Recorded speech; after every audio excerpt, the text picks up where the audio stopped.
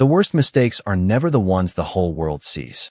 They're the ones that force you to see yourself.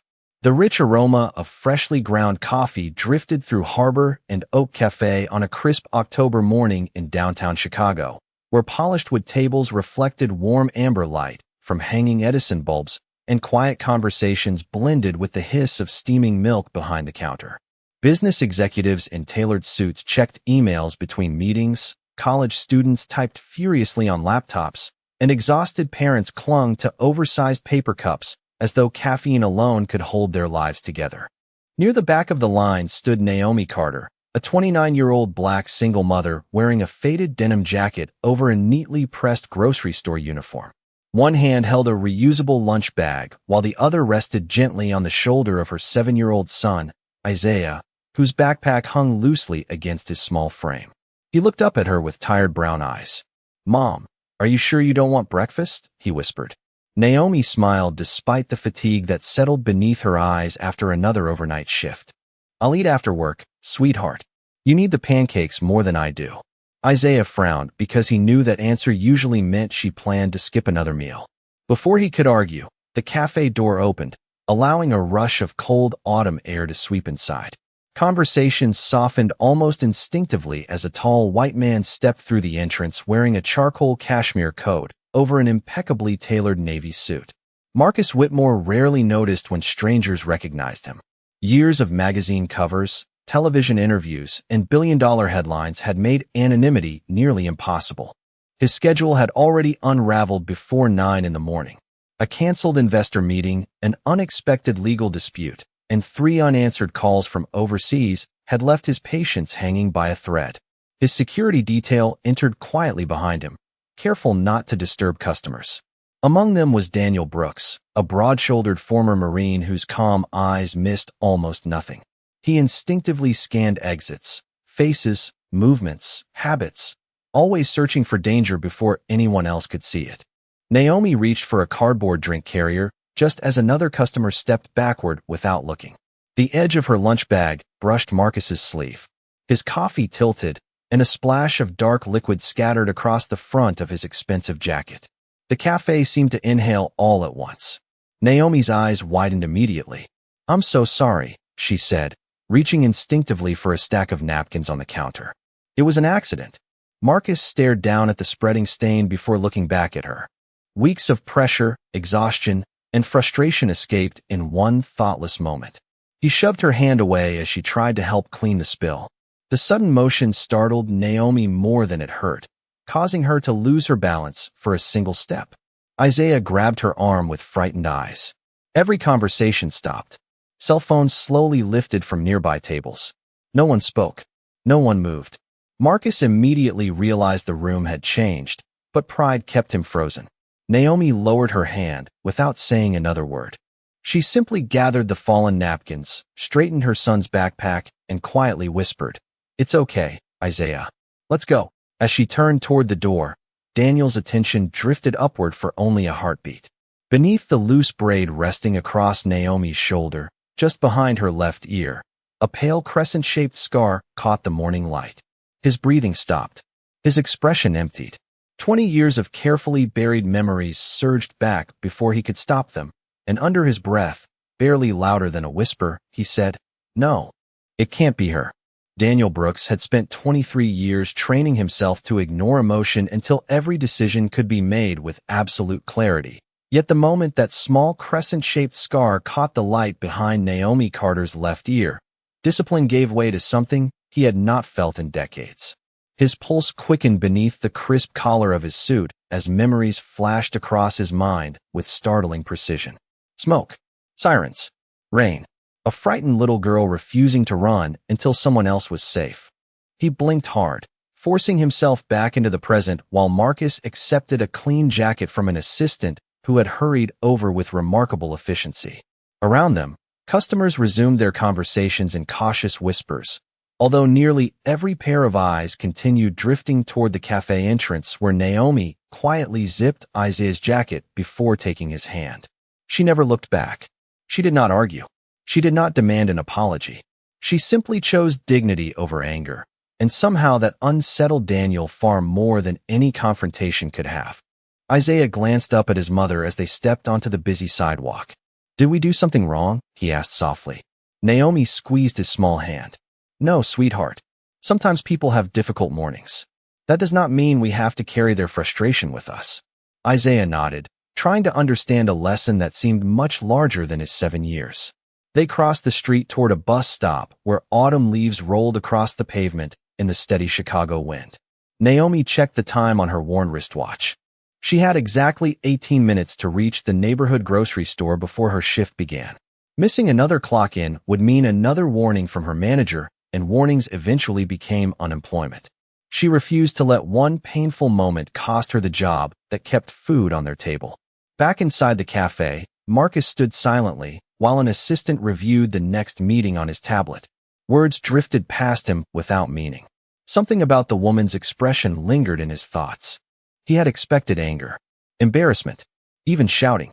Instead, she had offered quiet grace that somehow made his own reaction feel even smaller. He dismissed the feeling with practiced efficiency. There was too much work waiting downtown to dwell on a stranger. We should leave, Marcus said, adjusting his cuff links. Daniel did not move. His eyes remained fixed on the sidewalk outside until Naomi disappeared into the crowd. Marcus noticed immediately. Daniel. The bodyguard turned slowly. Sir, I need a few minutes. Marcus frowned. Is there a security concern?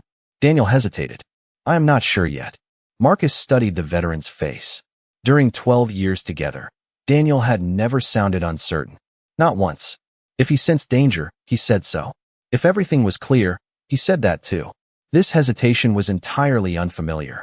Marcus gave a brief nod. 5 minutes. Daniel stepped outside alone. Cold air filled his lungs as he scanned the sidewalks. Naomi and Isaiah were already half a block away, waiting beside a city bus shelter. He remained where he was, careful not to approach. Instead, he watched from a respectful distance. Naomi knelt to straighten Isaiah's backpack again before brushing a leaf from his shoulder. She smiled, and the little boy smiled back almost instantly. Whatever sadness lingered from the cafe had not stolen her kindness. Daniel felt another memory surface. A little girl kneeling beside someone injured, smiling through tears so another frightened child would stop crying. His heartbeat quickened again. Coincidence no longer seemed possible. Somewhere in a forgotten file, buried beneath years of military records and sealed reports, there had been a photograph. He had not looked at it since the day he left Walter Reed Army Medical Center. Yet for the first time in 20 years, he could remember every detail with startling clarity, including the name handwritten across the back in faded blue ink. The city bus disappeared into the morning traffic while Daniel Brooks remained motionless on the sidewalk, watching until it became nothing more than another shape swallowed by Chicago's endless stream of commuters. Only then did he pull a weathered leather wallet from the inside pocket of his jacket. Hidden behind his driver's license was a photograph so faded that most people would have thrown it away years ago. The edges had curled with age, and a thin crack stretched across the middle where it had been folded countless times. Daniel stared at it without blinking. A little black girl, perhaps 8 years old, smiled shyly at the camera while holding a stuffed rabbit with one arm wrapped in a white bandage. Her hair was braided almost exactly the same way Naomi's had been that morning. More importantly, when he tilted the photograph toward the sunlight, he saw the faint outline of a small crescent-shaped scar just behind her left ear. His fingers tightened around the picture. He remembered the day the photograph had been handed to him at Walter Reed Army Medical Center. A military counselor had placed it inside a file and quietly said, "Sometimes surviving is only possible because someone else chooses courage before fear." Daniel had asked to keep the picture because he had never been given the chance to thank the child whose quick thinking had helped save his life during a devastating apartment fire years earlier while he was home on leave. The official report had listed her family as relocated shortly afterward. Every attempt to find them had ended with missing records, changed addresses, and unanswered questions. Eventually, life had moved on. Military deployments became executive protection assignments, and memories slowly settled into places where they no longer interrupted ordinary mornings. Until today, Daniel slipped the photograph back into his wallet and immediately called an old friend. "Grace, I need a favor." Grace Holloway had spent nearly 3 decades working as an investigative archivist for the Chicago Fire Department before retiring. Her voice carried the calm confidence of someone who had solved thousands of forgotten puzzles. "You only call when something refuses to let you sleep," she replied with a gentle laugh. "What happened?" Daniel looked toward the street where the bus had disappeared. "I need every public record connected to an apartment fire on West Monroe Street from 20 years ago. Family names, relocation documents, hospital admissions, anything that survived." Grace paused. "That case again?" Daniel answered quietly. "I think I finally found the little girl." Several blocks away, Naomi entered Green Market Grocery through the employee entrance exactly 2 minutes before her shift. The fluorescent lights buzzed softly overhead, while delivery carts rattled across polished concrete floors. Her supervisor, Linda Perez, noticed the tired expression on Naomi's face almost immediately. "Long morning?" she asked. Naomi offered the same polite smile she gave everyone. "Nothing that coffee could not fix." Linda chuckled without realizing Naomi had never actually gotten the coffee she came for. Isaiah waved goodbye before disappearing into the after-school program located beside the community center across the parking lot. Naomi watched until he safely reached the front door, then tied her green apron around her waist and began stocking fresh produce with the quiet efficiency that made customers trust her almost instantly. She greeted every shopper with warmth, helped an elderly man carry groceries to his car during her break, and patiently explained coupon discounts to a young father holding a crying toddler. No one inside the store could have guessed that less than an hour earlier she had walked away from one of the most humiliating moments of her life without speaking a single harsh word. Back in the black SUV waiting outside Whitmore Global Headquarters, Marcus glanced toward Daniel as his longtime bodyguard finally returned. Daniel closed the passenger door and fastened his seat belt without saying anything for several moments. Then he looked directly at Marcus and spoke with a seriousness that instantly filled the vehicle with silence. "Sir, I believe the woman from the cafe is connected to the most important unfinished chapter of my life, and before this day is over, I intend to prove it." Marcus Whitmore had built his reputation on making decisions with complete confidence, yet Daniel's quiet words lingered in the silence long after the luxury SUV merged into downtown traffic. He looked away from the passing skyline and studied the man who had protected him for more than a decade.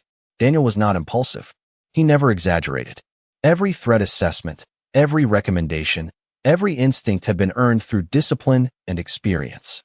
If he believed the woman from the cafe mattered, Marcus knew there had to be a reason. "Tell me everything," Marcus said calmly. Daniel exhaled slowly before speaking. 20 years ago, while I was home on military leave, there was an apartment fire on West Monroe Street. I was trapped inside while helping several families evacuate. Before the firefighters reached me, a little girl found another way into the building and guided me toward a window that I could not see because of the smoke. She was only a child, but she refused to leave until she knew I was alive. Marcus listened without interrupting. Daniel rarely spoke about his years before executive protection. "She was injured that day," Daniel continued. "A piece of broken wood struck her near the left side of her head. She was treated at the hospital, and that scar stayed with her. I never saw her again. Her family disappeared before I recovered. I spent years trying to find them, but every trail ended the same way." Marcus folded his hands together. "And you believe Naomi is that child?" Daniel nodded. "I do not believe in coincidences like that scar, and I have already asked someone I trust to reopen the old records." Marcus remained silent as the vehicle stopped beneath the towering glass entrance of Whitmore Global Headquarters. Usually he would step out immediately, greet employees, and move from one meeting to the next without hesitation. Today he stayed seated for several extra seconds. Naomi's quiet apology replayed inside his mind. She had not demanded sympathy. She had not defended herself. She had simply protected her son from seeing any more embarrassment than necessary. That memory unsettled him far more than the stained jacket ever had. Across town, Naomi stacked apples into perfect rows while soft country music drifted through the grocery store speakers. An elderly customer struggled to reach a bag of oranges from the top display. Before anyone else noticed, Naomi stepped forward with an easy smile. "Let me help you with that, ma'am." The woman thanked her warmly. A few minutes later, another customer realized she had left her wallet near the checkout lanes. Naomi quietly found it beneath a shopping basket and hurried across the store before the woman even realized it was missing. "You saved my whole afternoon," the grateful customer laughed. Naomi simply replied, "I hope someone would do the same for me."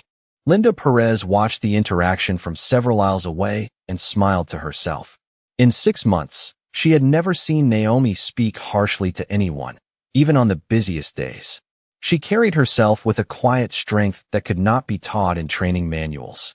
Meanwhile, hundreds of digital files began moving across secure servers inside Grace Holloway's home office. Old newspaper archives, hospital admission logs, insurance records, neighborhood photographs, and public relocation documents slowly formed a timeline that had remained buried for 2 decades. Then one scanned document caused Grace to stop typing. She adjusted her reading glasses and leaned closer to the screen. The emergency hospital intake report listed an 8-year-old girl treated for a head injury sustained while assisting in the evacuation of an apartment building. The patient name read Naomi Carter. Attached to the file was a faded photograph taken during follow-up treatment. Even after 20 years, the small crescent-shaped scar behind her left ear was impossible to mistake. Grace reached for her telephone without hesitation because she understood that some forgotten truths did not merely answer old questions. They changed the future of everyone who finally learned them. Grace Holloway rarely rushed through her work, but this time her hands moved faster than they had in years. She dialed Daniel before the printer had even finished producing the final page. When he answered, she did not waste a single second. "You were right," she said quietly. "Her name is Naomi Carter. She was 8 years old when she helped evacuate that apartment building." The hospital records confirm the head injury, and the follow-up photograph clearly shows the scar behind her left ear. Daniel closed his eyes. For 20 years, he had imagined hundreds of different endings to the story that had shaped his life, but none of them had prepared him for hearing those words. "Send me everything," he replied. Less than 10 minutes later, a secure folder appeared on his tablet. Inside were scanned newspaper articles describing how a young girl had repeatedly guided frightened neighbors toward a safe exit before firefighters reached the building. One faded photograph showed Naomi sitting on a hospital bed with a stuffed rabbit in her lap, smiling despite the bandage wrapped around the left side of her head. Another document revealed that her mother had accepted emergency housing assistance before moving to another neighborhood, leaving very little trace behind. Daniel slowly turned each page until he reached the final report. Near the bottom, a handwritten note from a social worker caught his attention. It read, "Child repeatedly asked whether the injured soldier survived." She stated that helping people was what her grandmother taught her to do. Daniel swallowed hard. He remembered waking up in the hospital asking whether anyone had identified the little girl. No one ever could. Now her simple question from 20 years earlier echoed inside his mind. She had cared whether a complete stranger lived. Yet that same woman had quietly walked away from humiliation that morning without demanding anything in return. Across the city, Naomi finished arranging the produce display before taking her lunch break outside behind the grocery store. She sat alone on a weathered wooden bench with a homemade turkey sandwich and a small apple she had purchased using her employee discount. Her phone buzzed with a message from Isaiah's teacher. "Just wanted you to know Isaiah helped another student who forgot his lunch today. He insisted on sharing his own." Naomi smiled so warmly that passing employees smiled back without even knowing why. She typed a simple reply. "Thank you for letting me know. I am very proud of him." She looked toward the bright autumn sky and quietly whispered, "Your heart matters more than anything else, baby." At Whitmore Global Headquarters, Marcus had canceled 2 meetings without explanation. He stood alone inside his office overlooking Lake Michigan while the city stretched endlessly beyond the glass walls. Normally numbers, contracts, and quarterly reports occupied every corner of his attention. Today they seemed strangely insignificant. A gentle knock interrupted his thoughts. Daniel entered carrying a slim leather folder. He placed it carefully on the desk without speaking. Marcus opened the first page and immediately saw the photograph of 8-year-old Naomi. The second page showed the official incident report. The third contained witness statements praising the courage of a child who had continued helping others despite her own injury. Marcus kept reading until he reached the handwritten note from the social worker.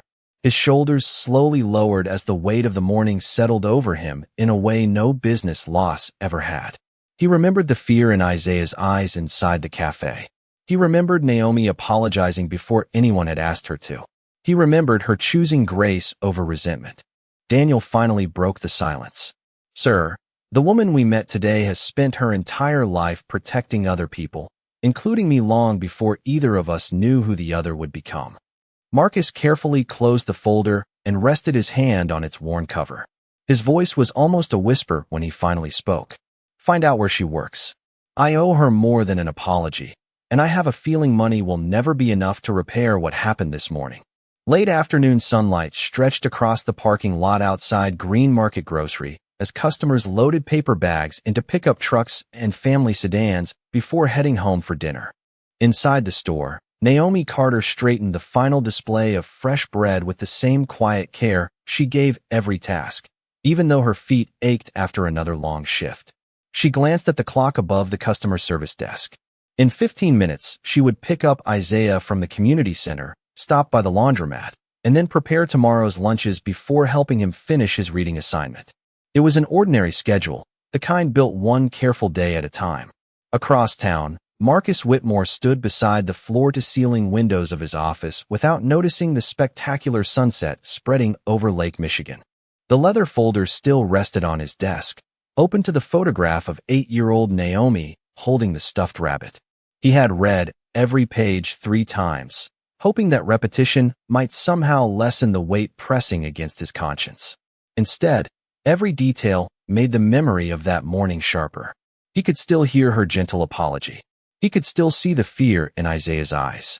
He slowly removed his suit jacket and draped it across a chair before speaking without turning around. "Daniel, when you served overseas, what was the first lesson they taught about leadership?" Daniel answered almost immediately.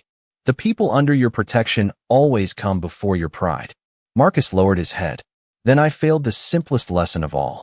Silence settled over the office. It was not the uncomfortable silence of strangers, but the honest silence that followed difficult truths. Daniel stepped closer to the desk and carefully turned one page inside the folder.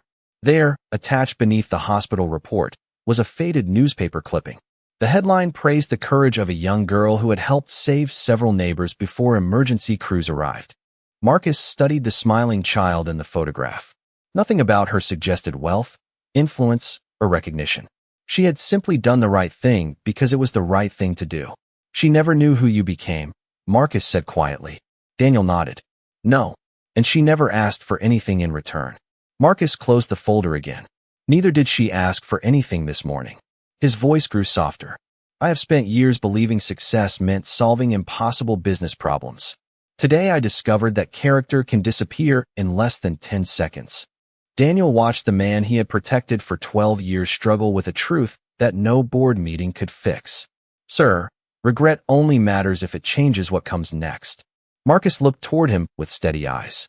"Then tomorrow begins today." He picked up his phone and canceled every remaining meeting on his calendar. His executive assistant sounded surprised, but he simply replied that something more important required his attention. Meanwhile, Naomi collected her backpack from the employee locker room and thanked every coworker she passed on the way out. Linda Perez called after her. "See you tomorrow, Naomi." She smiled warmly. Bright and early, outside the store, Isaiah spotted her from across the parking lot and ran into her arms with the joyful energy only children seemed able to protect no matter how difficult life became. "Guess what?" he said excitedly. "I got every spelling word right." Naomi laughed and hugged him tightly. "I knew you could." As they walked toward the bus stop together, neither of them noticed the black SUV parked quietly across the street. Marcus remained inside without stepping out. He watched the mother and son laugh together over a folded sheet of school paper. And for the first time in many years, the most powerful man in the vehicle understood that true strength was not measured by wealth, influence, or authority. It was measured by the quiet grace of someone who continued choosing kindness after the world had given her every reason not to. The next morning arrived wrapped in soft gray clouds that drifted above Chicago like a quiet promise that every day offered another chance to choose differently. Naomi Carter buttoned Isaiah's jacket before they left their small apartment. gently smoothing his collar with the same care her own mother had once shown her. "Remember," she said with a smile, "people will forget many things you say, but they will always remember how you made them feel." Isaiah nodded thoughtfully before slipping his small hand into hers as they walked toward the bus stop. Across the city, Marcus Whitmore sat alone in the back seat of his SUV without opening his laptop for the first time in years. His calendar remained completely empty. Every meeting had been postponed. Every conference call had been delegated. Today, business could wait. Character could not. Daniel Brooks sat beside him in silence until the familiar Green Market grocery sign appeared ahead. Marcus looked through the windshield and quietly said, "I do not want cameras. I do not want publicity. I do not want this to become another headline." Daniel nodded. "Then let your actions remain small enough to be believed." Marcus smiled faintly. "That may be the best advice you have ever given me." They entered the grocery store just after 9 o'clock. Customers pushed shopping carts through brightly lit aisles while the bakery filled the air with the comforting scent of fresh bread and cinnamon rolls. Naomi was arranging flowers near the front entrance, carefully removing wilted leaves from a bucket of autumn sunflowers. She looked up as the automatic doors opened.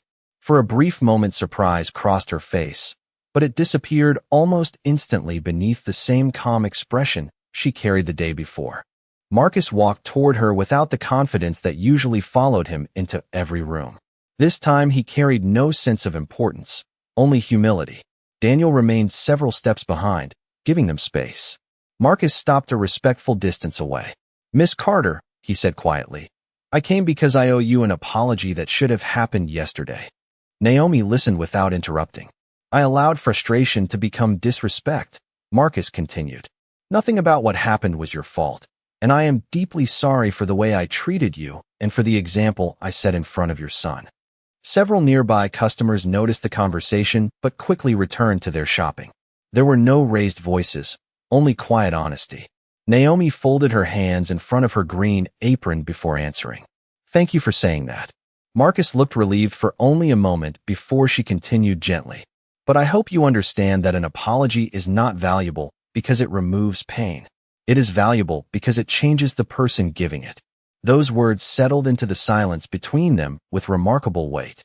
Marcus lowered his eyes. "I intend to change." Naomi gave a small nod. "Then let that be enough."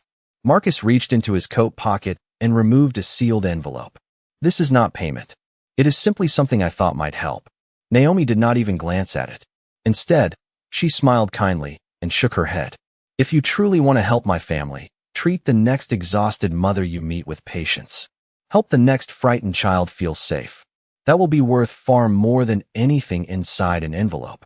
Daniel watched quietly as Marcus slowly placed the envelope back into his pocket. There was no disappointment on his face, only understanding. At that exact moment, Isaiah entered the store with his after-school teacher, waving excitedly when he spotted his mother. He hurried over with the innocent trust only children possess. Marcus instinctively stepped aside to give him room. Isaiah looked up at him for a long second before smiling politely. "Good morning, sir." Marcus returned the smile, humbled by a kindness he knew he had not earned.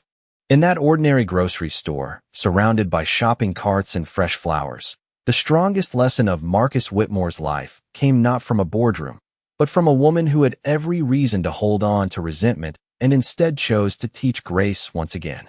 News travels quickly through financial markets, but quiet acts of integrity often travel farther. 3 days after Marcus Whitmore visited Green Market Grocery, the short video recorded inside the coffee shop finally appeared across local social media. Thousands of people watched only the brief moment when an exhausted mother quietly gathered herself, comforted her son, and walked away with dignity. Speculation spread faster than facts. Comment sections filled with assumptions, outrage, and incomplete stories. Marcus watched the video alone inside his office before closing the screen without reading a single comment. He understood that public opinion could rise and fall overnight, but personal responsibility could not be delegated to anyone else. That afternoon, he walked into the monthly executive leadership meeting carrying nothing except a slim notebook. Around the polished conference table, senior executives expected another discussion about acquisitions, quarterly projections, and international expansion. Instead, Marcus remained standing. Before we discuss business, he began calmly, there is something more important. The room grew silent. Earlier this week, I failed to treat another human being with the respect every person deserves. No amount of pressure, responsibility, or success excuses that failure. Leadership begins with character, and this week I fell short of the standard I expect from everyone who works here, including myself. No one interrupted him. Many had never heard their chief executive speak with such humility. Marcus continued, beginning today, every manager in this company, myself included, will complete new leadership training centered on empathy, conflict resolution, and respectful workplace communication. We will also expand paid family leave and employee emergency assistance because people perform their best when they know they are valued as human beings first. Several executives exchanged surprised glances. The proposals would cost millions of dollars. Marcus simply signed every approval document without hesitation. Across the room, Daniel quietly observed the change unfolding exactly as Naomi had hoped. She had never asked for compensation. She had asked for better choices. Meanwhile, Naomi knew nothing about the meeting. She spent the afternoon helping customers find ingredients for family dinners, laughing with Isaiah while he finished homework at a small table in the employee break room after school. Linda Perez walked over carrying 2 hot chocolates. One for our favorite student, she smiled, handing one to Isaiah. Thank you, Miss Linda, he replied politely. Naomi watched her son smile and felt grateful for ordinary kindness, the kind that expected nothing in return. Later that evening, Marcus and Daniel visited a neighborhood community center without photographers, reporters, or company representatives. They met privately with the director, who explained that many single parents relied on the center for after-school programs because they worked multiple jobs. Marcus quietly funded an expansion that would provide additional tutoring, healthy meals, and evening childcare for dozens of local families. He requested only one condition. Please never place my name on the building, he said. If parents ask who made this possible, simply tell them someone learned an important lesson about compassion. The director smiled warmly. Sometimes anonymous generosity teaches children as much as the gift itself. As they left, Daniel glanced through the center window and noticed Isaiah reading aloud to 2 younger children while Naomi organized donated books nearby. Neither of them knew who had helped secure the center's future that evening. Daniel looked toward Marcus. You were right not to tell her. Marcus watched quietly through the glass before answering. She already gave me something far more valuable than recognition. She reminded me that respect is not something successful people deserve. It is something every person deserves before success ever enters the room. 1 year later, the first cool breeze of October carried the familiar scent of roasted coffee through the same harbor and Oak Cafe, where 2 very different lives had quietly changed forever. The morning crowd looked much the same as it always had. Students hurried toward classes, office workers balanced laptops beneath one arm, and parents coaxed sleepy children toward another school day. Only those who had lived through the previous year understood how much could change without the world ever noticing. Naomi Carter stepped through the front door with Isaiah beside her, now a little taller and carrying his backpack with the easy confidence that came from knowing he was deeply loved. She smiled when the barista recognized them immediately. Your usual? The young woman asked. Naomi laughed softly. Only if you promise Isaiah gets the biggest blueberry muffin today. Isaiah grinned as he thanked the cashier with perfect manners, something Naomi had quietly taught him every single day. Moments later, the cafe door opened again. Marcus Whitmore entered wearing a simple navy sweater instead of an expensive business suit. Daniel Brooks followed a respectful distance behind, though today he looked less like a bodyguard and more like an old family friend. Marcus noticed Naomi almost immediately. For a brief second, their eyes met. This time there was no tension, no embarrassment, only quiet understanding. Marcus walked over slowly and stopped beside their table. Good morning, he said warmly. Naomi returned the greeting with an easy smile. Good morning. Isaiah looked up from his muffin and recognized him at once. Hi, Mr. Whitmore. Marcus smiled. Hello, Isaiah. I hear you have become quite a reader. Isaiah proudly reached into his backpack and pulled out a library book. I finished this one in 3 days. Daniel chuckled. That is faster than most adults. They all laughed together, and the sound blended naturally into the gentle conversations filling the cafe.